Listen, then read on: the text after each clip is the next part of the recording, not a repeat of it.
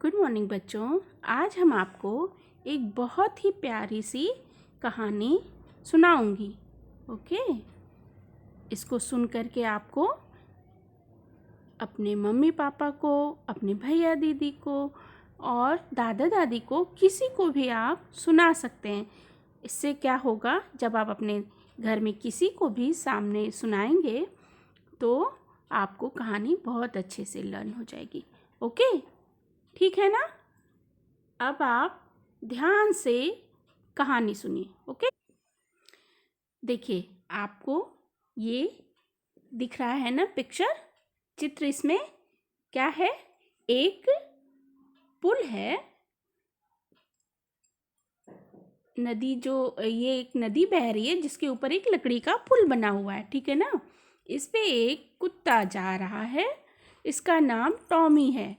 ठीक है, इसने क्या किया, अपने मुंह में एक रोटी का टुकड़ा लिया हुआ है, ठीक है ना। ये इस पुल पर से जा रहा है।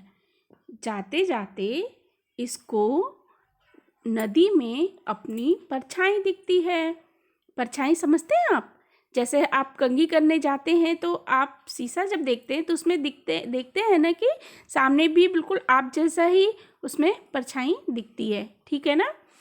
तो ऐसे ही पानी में उसको, कुत्ते को, जो टॉमी है, उसको अपनी परछाई दिखती है, जिसमें वो उसको दिखाई देता है कि सामने भी एक कुत्ता है और उसने अपने मुंह में रोटी ली हुई है, ठीक है। तो उसको देख कर के सोचता है कि मैं अगर इस कुत्ते से रोटी छीन लूँगा तो मेरे पास 2 रोटी हो जाएगी, ठीक है ना।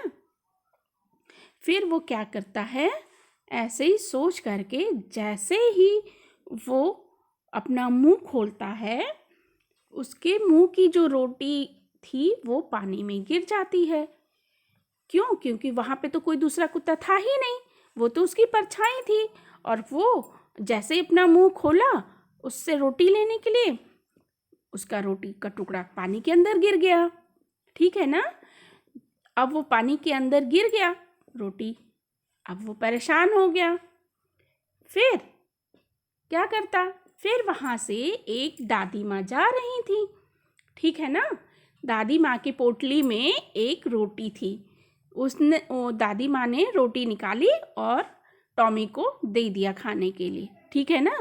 तो रोटी खा करके टॉमी की भूख तो मिट गई, लेकिन फिर उसने अपने मन में सोचा कि मैं अब कभी भी लालच नहीं करूँगा, ठीक है ना। तो आपको ये कहानी कैसी लगी बच्चों?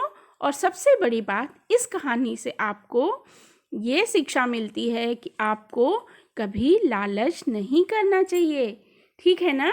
लालच का फल बहुत गंदा होता है, कभी लालच नहीं करनी चाहिए, ठीक है ना। कैसी लगी आपको कहानी?